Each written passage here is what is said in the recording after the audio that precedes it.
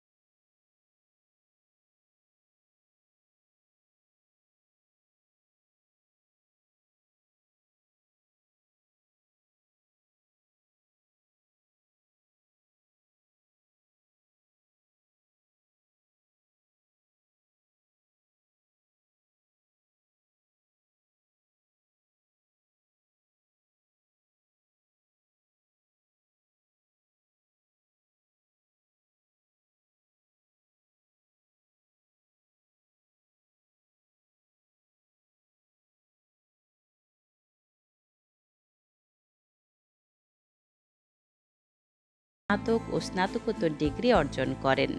এরপর professor doctor Mohammad ইব্রাহিমের তত্ত্বাবধানে এমফিল, খ্যাতিমান আন্তর্জাতিক ব্যক্তিত্ব প্রফেসর নাজমা খান মজলিসের অধীনে PhD, doctor of philosophy degree অর্জন করেন।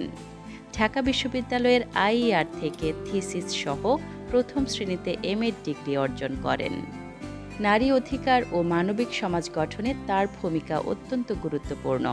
তিনি নারী মৈত্রীর সহ সভাপতি, জাতীয়তাবাদী লেখক ফোরামের সহকারী সম্পাদক এবং নিজস্ব বেশ কয়েকটি সংগঠনের প্রতিষ্ঠাতা। এছাড়া তিনি সক্রিয় সদস্য বাংলাদেশ এশিয়াটিক সোসাইটি, পশ্চিমবঙ্গ ইতিহাস পরিষদ, ইতিহাস সমিতি, বাংলাদেশ প্রত্নতত্ত্ব সমিতি, ঢাকা বিশ্ববিদ্যালয় অ্যালুমনাই সংস্কৃতি পরিষদ।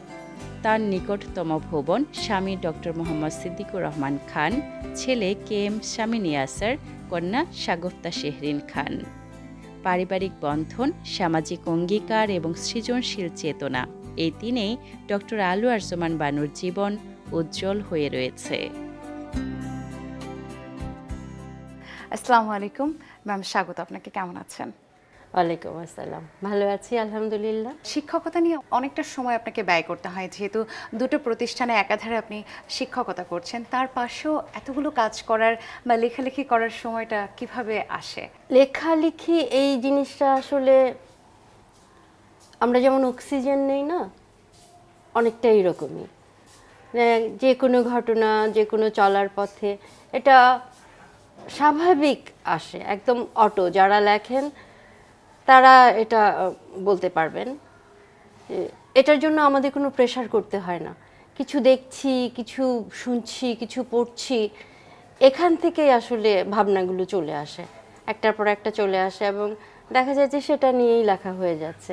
আর যেহেতু শিক্ষকতা, তার মানে হচ্ছে অনেক তরুণ, অনেক জীবন, অনেক উচ্ছ্বাস, প্রাচুর্য ভরা এই জায়গাগুলো থেকেই তো আসলে লেখার প্রধান উপাদানগুলো আসে। ফলে লেখা এমনিতেই চলে আসে। আপনি অনেকগুলো সংগঠনের সাথে আছেন এবং নারীদেরকে নিয়ে সবসময় কাজ করে যাচ্ছেন, সেই বিষয়গুলো সম্পর্কে একটু আমরা জানতে চাই। এবং আমার মনে হয়েছে যে আমার আশেপাশে যারা আছে তারা যদি ভালো থাকে তাহলেই আমি আসলে ভালো থাকবো, আমি একা কখনো ভালো থাকতে পারবো না। এই জন্য আমি যখন যেখানে গিয়েছি সেখানে আমার চারপাশে যারা ছিল, ছেলেদের তুলনায় মেয়েরা আমাকে অনেক বেশি আমার সাপোর্টটা পেয়েছে, কিংবা ওদের সাপোর্টটা আমি পেয়েছি।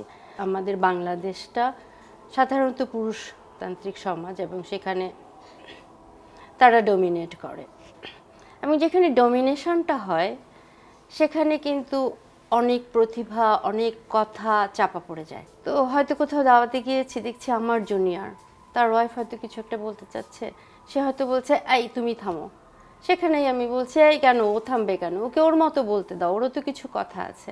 তো এইভাবে আস্তে আস্তে চারপাশে যখন যেখানে যাই ওরাই পরে আমার সাথে কানেক্ট করে, কানেক্ট করতে করতে বিষয়টা এমন হয়ে গিয়েছে যে আস্তে আস্তে এগুলো আসলে ইউনিটি হয়ে গেছে। ওরা কেমন করে আমাকে ওদের বিশ্বাসের ব্যাংক বানিয়েছে আমি জানি না।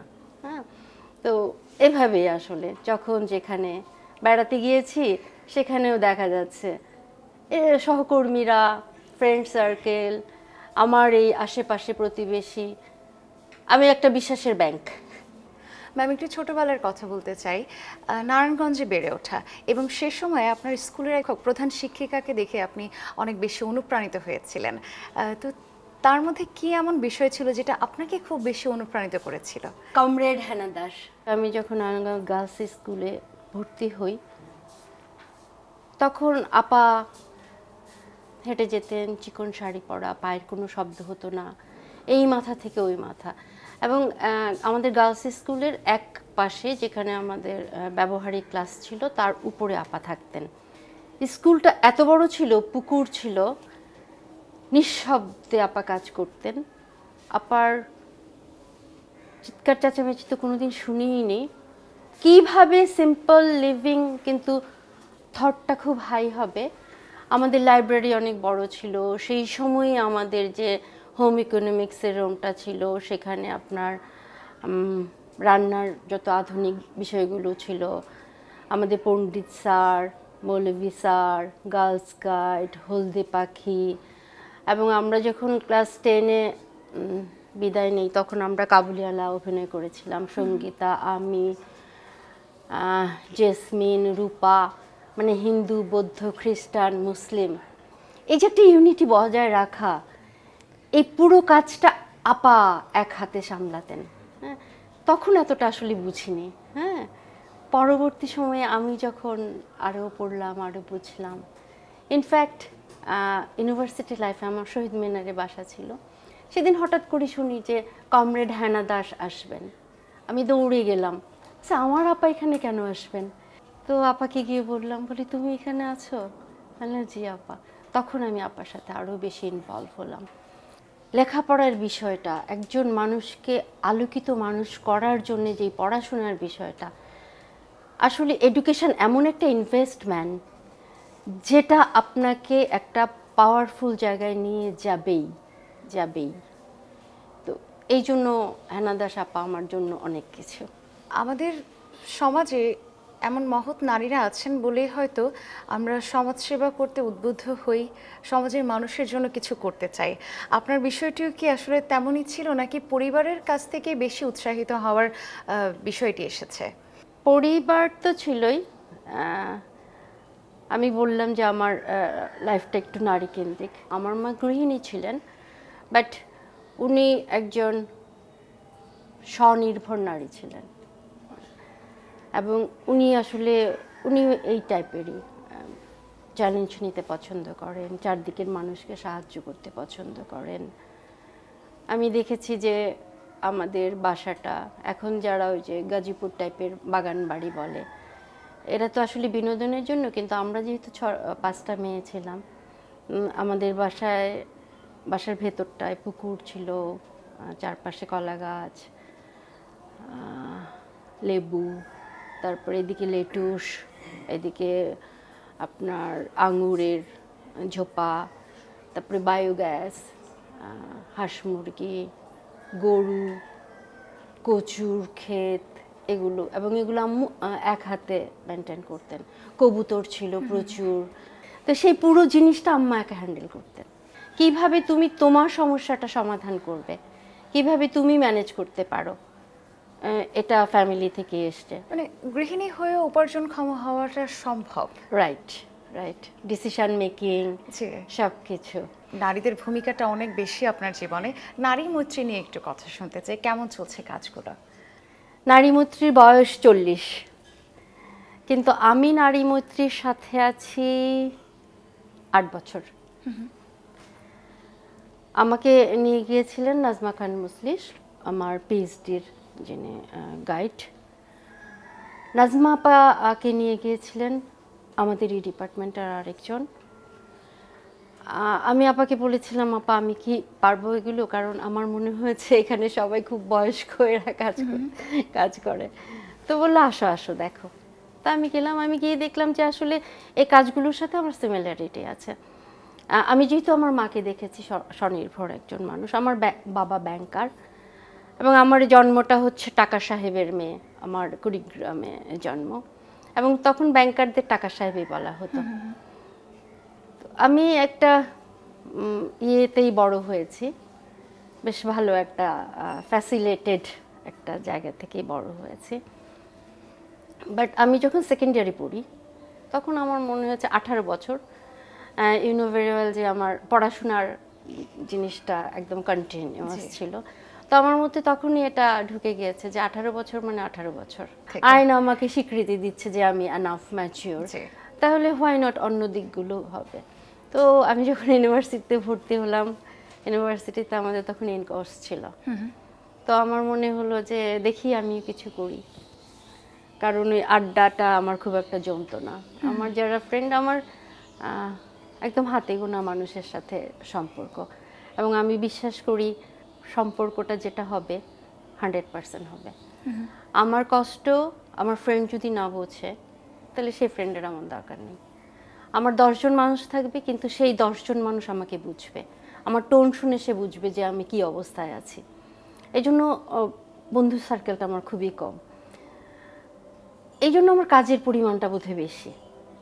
ঠিক সেই সময়টায় আমি বিভিন্ন দেখলাম, ঢাকা ইউনিভার্সিটি এমন একটা জায়গা, ইউ নো ভেরি ওয়েল, যে আপনি ঢাকা ইউনিভার্সিটির করিডোর দিয়ে হেঁটে গেলে আপনি যা শিখবেন, টিএসসি দিয়ে হেঁটে গেলে আপনি যা শিখবেন, ঘরের মধ্যে 1 বছর থাকলেও আপনি সেটা শিখবেন না, আপনি 5 মিনিটের যেটা শিখবেন। ঢাকা ইউনিভার্সিটি হচ্ছে আমার গর্ব, আমার অহংকার, আমার অক্সিজেন, আমার স্বপ্ন। ঢাকা ইউনিভার্সিটি ইট, বালু, কাঠ, মাঠ, পাখি, কাঠবিড়ালি, গাছ সবাই আমাকে চেনে, আমার এটা মনে হয় আর কি। তখন আমি আপনার পার্ট টাইম কাজ করতাম, আব্বা জানতেন না, আম্মা জানতেন না, কিন্তু আপনার কোনো প্রয়োজন তো ছিল না। প্রয়োজন ছিল না, কিন্তু আমার মনে হয়েছে যে এই আমি বসে থাকবো কেন, আমার পড়াশোনা আছে, হাতে সময় আছে, শুক্রবারে হচ্ছে কণ্ঠশীলন করছি, বিএনসিসি হচ্ছে বৃহস্পতিবারে বিকেলে, তাহলে আমাদের কিন্তু সময় থাকছে। হ্যাঁ, আমি স্যারের ফিলোসফি পড়ছি, হ্যাঁ, বুদ্ধিবাদ এগুলো পড়ছি, তো ওইখানেও আমি মনে হলো যে একটু করি। আর আমার মাথায় কাজটা আসলে বেসিক্যালি ওইটাই হয়েছে যে 18, আইনগতভাবে আমি বলছি যে হ্যাঁ আমি নাগরিক, কিন্তু আমি টাকা নিচ্ছি বাবার কাছ থেকে, এটা কেমন কন্ট্রাডিকশন হচ্ছে না? তো এই জন্য আমি পার্ট টাইম একটুখানি দেখলাম, এবং কথাগুলো এমন ছিল যে ইকবাল রোডে মিত্র অ্যান্ড অ্যাসোসিয়েট একটা ইয়ে ছিল, তাদের সাথে আমি কথা বললাম যে আমার যখন ইনকোর্স পরীক্ষাটা হবে তখন আমি কাজ করব না, অন্য সময় কাজ করব।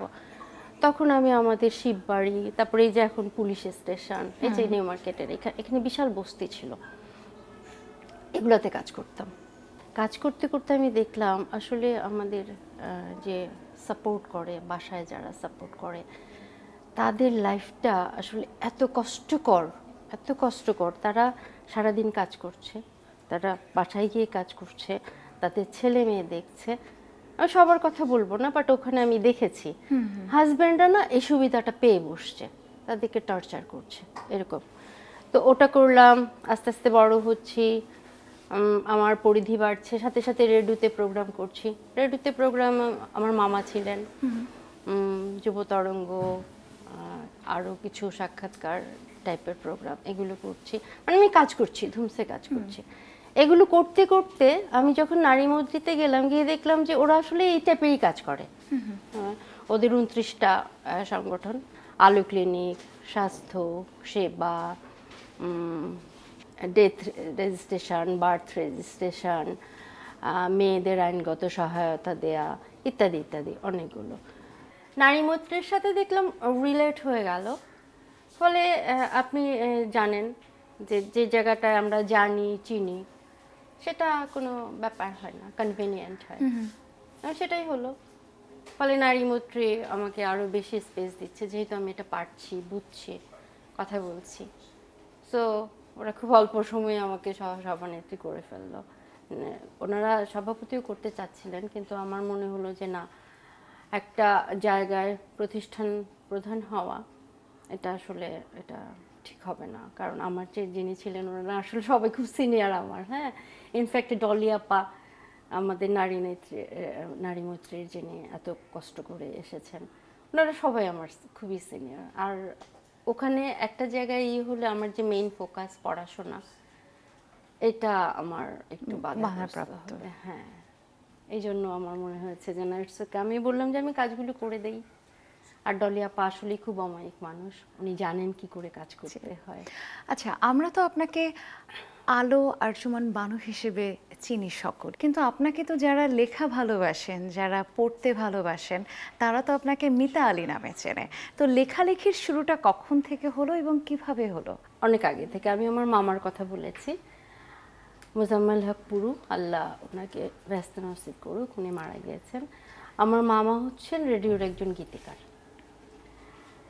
তো বুঝতেই পারছেন লেখালেখি।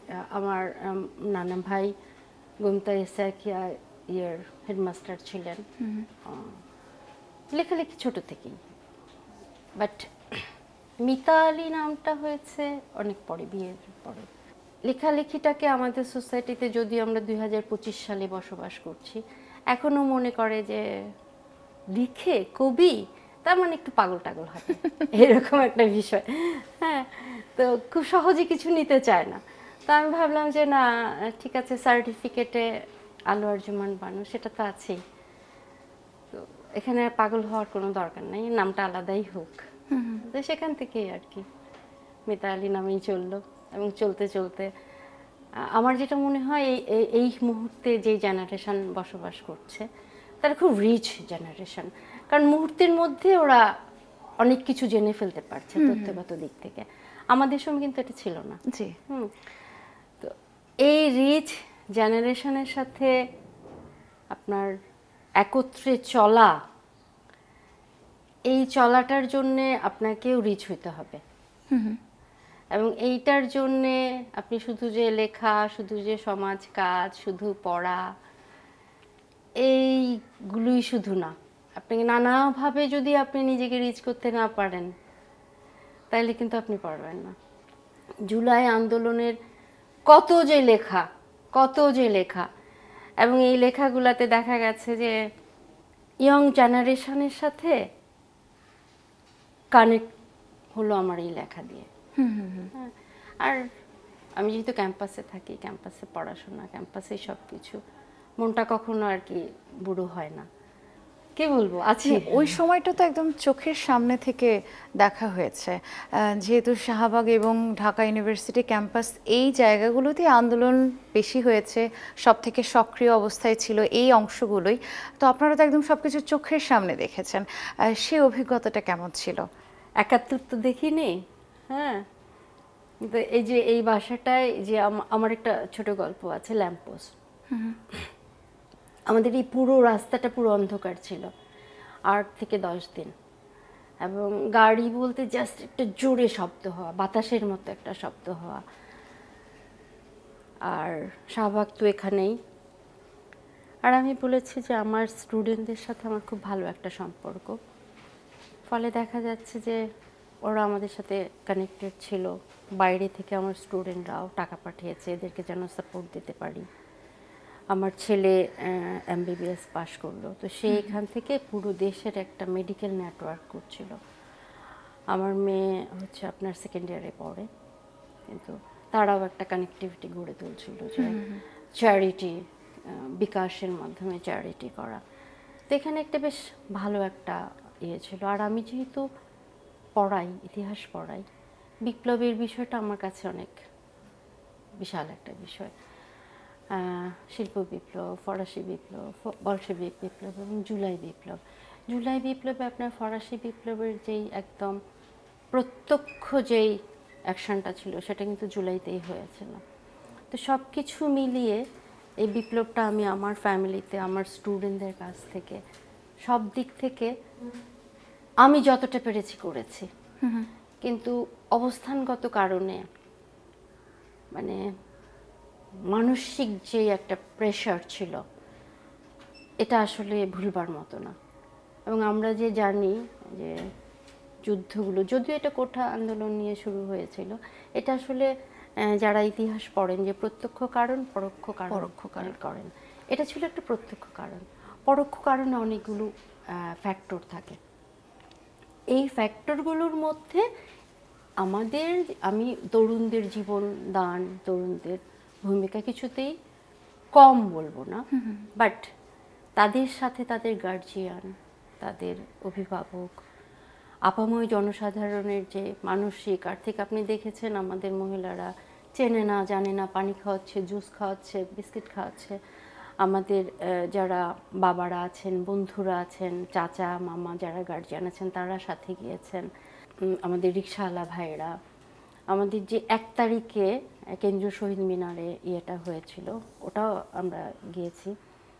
মানে আন্দোলন কাকে বলে, সকলে সোচ্চার, স্বতঃস্ফূর্ত অংশগ্রহণ। শুধু যে ঢাকা, নট দ্যাট। এরপরে আমি চিটংয়ে গেলাম, খুলনা ইউনিভার্সিটিতে গেলাম, সব জায়গায় আপনি মানসিকভাবে সবাই একসাথে ছিল যে 15 বছরের এই অসহনীয় কষ্ট থেকে বের হয়ে আসতে হবে। অতএব একটা বিপ্লব একটা সহজ কথা না। আপনার একটি উপন্যাস রয়েছে আকর, সেটাও একেবারেই আমাদের জীবনের বা আমাদের চারপাশে ঘটে যাওয়া যে ঘটনা, সেই ঘটনা বা আপনার জীবনের অভিজ্ঞতাগুলোকে আপনি একীভূত করে লিখেছেন, সেটা নিয়ে একটু কথা বলবেন আমাদের সাথে। আকর আমার প্রকাশিত প্রথম উপন্যাস, কিন্তু পাণ্ডুলিপির জন্য এটা আমার 6ষ্ঠ পাণ্ডুলিপি। আকর পাবলিশড হবে কিংবা আকর আমার উপন্যাস হবে এইটা আমার মাথায় ছিল না। হ্যাঁ, আবরার ফাহাদ সম্পর্কে সেই সময়ে শুধু বাংলাদেশের মানুষ না, সারা বিশ্ব স্তব্ধ হয়ে গিয়েছিল যে এরকম নিষ্ঠুরতা কি করে হয়। কারণ যারা মেরেছে তারাও কিন্তু বাংলাদেশের শ্রেষ্ঠ প্রতিষ্ঠান বুয়েটের শিক্ষার্থী। তো সেই সময়টা যে মানসিক একটা বিষয় ছিল, যেহেতু আমি লিখি এবং চারপাশের পরিস্থিতিটা যা ছিল সেইগুলোর সাথে, আমি তখন থাকি দক্ষিণ ফুলার রোডে। দক্ষিণ ফুলার রোড থেকে বুয়েটের ক্যাম্পাসের শব্দগুলো খুব কাছাকাছি এবং সেটা বাসায় আমি যখন থাকছি তখন এটা আসলে কেউ মেনে নিতে পারবে না আপনি যদি স্মরণ করেন। তো সেই জিনিসগুলো, আর ইনফ্যাক্ট আমি একজন মা তার প্রতিটা সন্তানকে প্রতি সেকেন্ডে বড় করে, এবং সাইকোলজি বলে যে একজন মা তার সন্তানদের সম্পর্কে প্রতি সেকেন্ডে 17 বার চিন্তা করে। হ্যাঁ, মায়ের সাথে সন্তানের যে কানেক্টিভিটি, এটা যেমন আপনার বায়োলজি বলে, যেমন সব কিছু, এটা তো কেউ অস্বীকার করতে পারবে না। একদিকে আমি শিক্ষক, একদিকে আমি মা, একদিকে আমি লেখক। ফলে আবরারের হত্যাকাণ্ডটার পরে চারদিকের যে পরিস্থিতি সেটা আমিও নিতে পারছিলাম না। এই সবটুকু জিনিস আমাকে খুবই আন্দোলিত করছিল, এবং এই পুরো জিনিসটাই আকরে এসছে। আকরটা পাবলিশ হওয়ার পরে যারা পড়েছে আমার পাঠকরা বলেছে যে আপা, এটা যদি আপনার আগে পাবলিশ হতো আপনি হয়তো ওই ঘরে চলে যেতেন, আয়না ঘরে চলে যেতেন। আমার একটা কবিতা আছে, হ্যাঁ, কবিতা হচ্ছে সূর্য না ডোবা দেশ। এটা আমার একটা দুঃসাহসিক কবিতা। আমি সারা পৃথিবীতে একটা সূর্য না ডোবা দেশ তৈরি করতে চাই।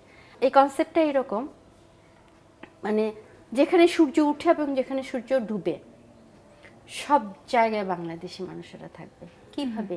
জ্ঞানে, প্রত্যয়ে, শাসনে। কারণ বাংলার মানুষের সেই অ্যাবিলিটিটা আছে। স্যারের সাথে পরিচয়টা কিভাবে? ও সিদ্দিক আমাদের ডিপার্টমেন্টের সিনিয়র ভাই। ও আচ্ছা। হ্যাঁ, আর সিদ্দিক হচ্ছে, ও তো ফার্স্ট ক্লাস ফার্স্ট, ওর সাথে আমার পরিচয় হয়েছে 3rd ইয়ারে, কিন্তু ও আমাকে অনেক দেখেছে ডিপার্টমেন্টে, কারণ আমি ডিপার্টমেন্টের চ্যাম্পিয়ন, কালচারাল চ্যাম্পিয়ন, কিন্তু ও জানতো না যে আমি মিতা। And beautiful also. তো আর ওর কথা আমাদের মুখস্থ হয়েছে মুসা আনসারী স্যারের ক্লাসে। আমরা মোটামুটি সবাই সিদ্দিকুর রহমান খান, আমার সিদ্দিক, এই টাইপের শব্দটা শুনেছি।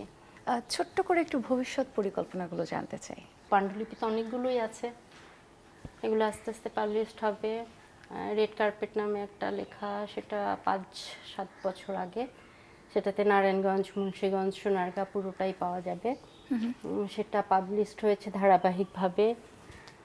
আর আমার ফার্স্ট যেই উপন্যাসটা টংঘর, সেটা একটু দুঃসাহসিক বোধ হয়, মানে প্রথম উপন্যাসটাই আমি আনতে সাহস পাচ্ছি না। দেখি যদি কখনো পারি, আল্লাহ তাআলা যদি, এগুলো তো আসলে উপর থেকেই সব কিছু হয়, আমরা শুধু চেষ্টা করি।